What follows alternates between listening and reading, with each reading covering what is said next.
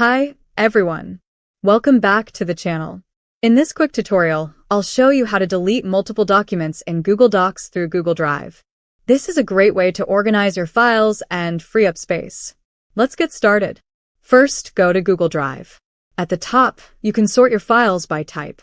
For this tutorial, let's filter and display only Google Docs documents. Now, to select multiple files, you have two options.